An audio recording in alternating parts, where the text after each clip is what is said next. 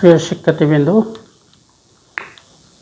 বাজার ভারসাম্যে দাম এবং পরিমাণ নির্ণয়ের যে পদ্ধতিগুলো আমরা দেখতেছি, তার মধ্যে আজকের ক্লাসে আমি দ্বিঘাত সমীকরণের মাধ্যমে ভারসাম্য দাম পরিমাণ নির্ণয় করব। দ্বিঘাত সমীকরণের মাধ্যমে ভারসাম্য দাম এবং পরিমাণ নির্ণয় করব। তাহলে আজকে ভারসাম্য দাম পরিমাণে আমি একটা অঙ্ক নেই। সাপোজ ডি ইকুয়াল টু দেওয়া আছে 100 মাইনাস 8p, 100 মাইনাস 8p, আর এস ইকুয়াল টু দেওয়া আছে 4 plus 20p plus P square, 20p plus P square, 4 plus 20p plus P square. এইটা নিয়ে আমি মূলত ভারসাম্য দাম পরিমাণ নির্ণয় করব। এটা একটা দ্বিঘাত সমীকরণ আমরা দেখতে পাচ্ছি, যে পি স্কোয়ার সর্বোচ্চ পাওয়ার 2, এই সর্বোচ্চ পাওয়ার 2 থাকার কারণে এটা একটা দ্বিঘাত সমীকরণ। এই দ্বিঘাত সমীকরণের মাধ্যমে দ্বিঘাত সূত্রের ভিত্তিতে আমি আজকের ক্লাসে ভারসাম্য দাম পরিমাণ নির্ণয় করার চেষ্টা করব। তাহলে আমরা জানি ভারসাম্য অবস্থায়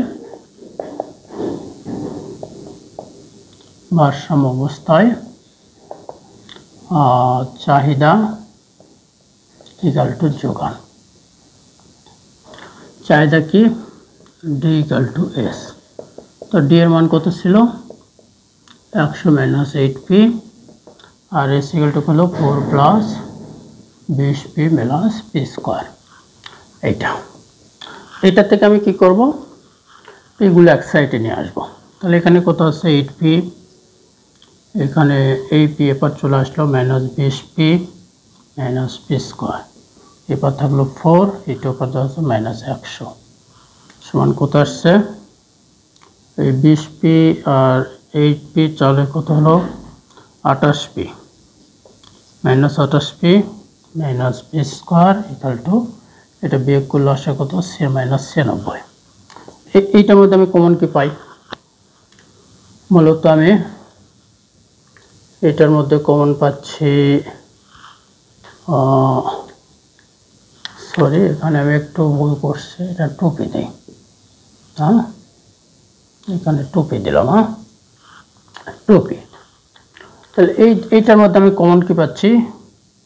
মাইনাস 2p কমন পাই। হ্যাঁ, মাইনাস 2p, শুধু p2 মাইনাস 2 কমন নেই।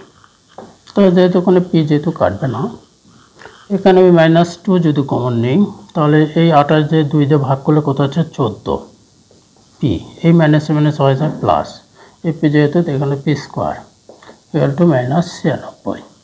তাহলে এই মাইনাস কেটে যায়, আর এই 2 আবার 96কে ভাগ করলে কত হয়? 48 আসে। অতএব এটা কত আসে? 14p plus P square equal to 48। ঠিক আছে। তো এই সমীকরণটা এখন যেহেতু দ্বিঘাত সমীকরণ, আমি উপরে চলে গেলাম। এই সমীকরণটার সমাধান এখন আমি কীভাবে করতে পারি? এটাকে আমি নিয়ে আসতে পারি 14p plus P square equal to 48 আসছে, তাই না? তো এইটাকে আমি কি করতে পারি? বা P square plus 14p minus 48 equal to 0, 48 equal to 0। এই যে এখন এই 48কে যদি আমি ভাঙানোর চেষ্টা করি, তাহলে এই 14 কোনোভাবেই মিলবে না। কীভাবে মিলবে না দেখি। আমি 48কে আমি খণ্ড করি, 2 দিয়ে 24, আবার 2 দিয়ে 12, আবার 2 দিয়ে 6, আবার 2 দিয়ে 3। এখন দেখি তো এইটাকে আমি 2 ভাগে যদি ভাগ করি, 14 মিলে কিনা। 2 দুগুণে 4, 2 দুগুণে 4, 3 4 12, 12 আর 4 16 হয়, মিলে না। আবার হচ্ছে 2 দুগুণে 4, 4 দুগুণে 8, আর 3 দুগুণে 6, 8 6 14 মিলে। কিন্তু আমি এটা মূলত দ্বিঘাত সমীকরণে করার চেষ্টা করব। কিসের চেষ্টা করব? দ্বিঘাত সমীকরণ। এখানে মাইনাস আছে, মাইনাস থাকলে হবে না। এখানে 14 মিলতেছে, কিন্তু এখানে মাইনাস থাকার কারণে ওইটাও হবে না, প্লাস মাইনাস করে 14 হচ্ছে না। তাহলে এখানে দ্বিঘাত সমীকরণ আবার সূত্রটা কি ছিল? এই যে পি ইকুয়াল টু আমার কী ছিল? Minus B plus minus √, B square minus 4ac by 2a 2a। তাহলে এখানে এ কত, এ মানে এটার সহগ কিছু নেই, মানে কত 1, ঠিক আছে। আর এই বি সমান কত, এই যে 14, বি এর সহগ 14, আর সি সমান কত -48। এখন আমরা এই মানগুলো এই সমীকরণে বসাবো। কোন সমীকরণে বসাবো? এই সমীকরণটা আমি এদিক নিয়ে আসি। Equal to -b plus minus root over B square minus 4ac divided by 2a। তাহলে মাইনাস বি এর মান কত পাচ্ছি 14 plus minus root over B square, তাহলে 14 এর উপর স্কোয়ার মাইনাস 4 গুণিত এর মান কত হচ্ছে 1 গুণিত সি এর মান হচ্ছে -48 ডিভাইডেড বাই 2 গুণিত 1। এখন এটা ক্যালকুলেশন করে কত মান পাচ্ছি 14 গুণ 14, এখানে -14 প্লাস মাইনাস রুট ওভার এই 14 গুণ 14 মানে 14 গুণ 14 সমান হচ্ছে 196। তাহলে এইটার মান করলে 196। আর এই যে এই মাইনাস গুণ করলে হয় প্লাস। এই দেখো 48 গুণ 4 গুণ করলে হয় 192। 4 8 32, 192 ডিভাইডেড বাই 2, এটা গুণ করলে হয় 2। এখন দেখি কি আসে, যেখানে -14 প্লাস মাইনাস রুট ওভার এই দুটা গুণ করলে কত হচ্ছে আমার 388 ডিভাইডেড বাই 2। এই 388 যদি আমি লসাগু করে উট করি, আমি উপরে চলে গেলাম, এই 388 যখন আমি উট করব তখন আমার কি আসতেছে -14 প্লাস মাইনাস এটার মান কত আসছে 19.69 ডিভাইডেড বাই 2। 19.69 ডিভাইডেড বাই 2, এটা কার মান পেলাম? পি এর মান। এখন আমি এখান থেকে মূলত পি এর মান বের করতে পারবো। পি এর মান কীভাবে বের করতে পারবো? একটা প্লাস অবস্থা পাবো, একটা মাইনাস অবস্থা পাবো।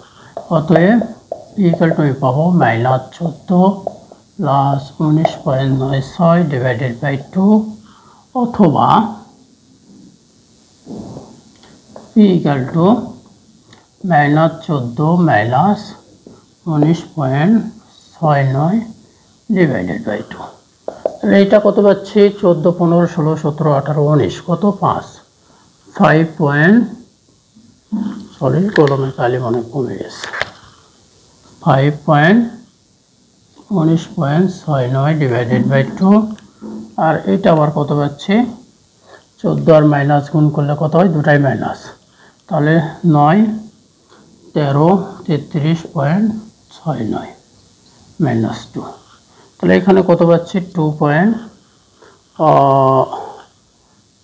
5 2 10 2 1 11 5 2 10 19, তাহলে 9 2 18, এত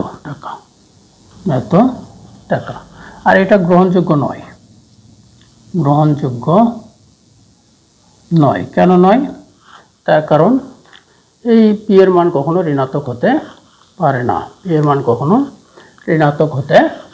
না। এখন কি করব? এই পি এর মানটা আমরা চাহিদা অপেক্ষকে বসাবো। পি এর মান চাহিদা অপেক্ষকে বসায়। আমার চাহিদা অপেক্ষক ডি ইকুয়াল টু কত ছিল 100 মাইনাস, মানে আছে 100 মাইনাস 8 পি ছিল।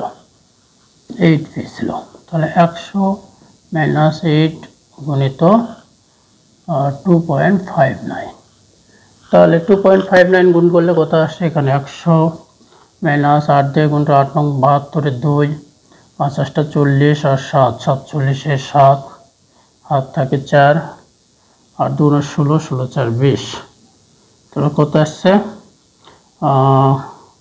79.72 এত একক।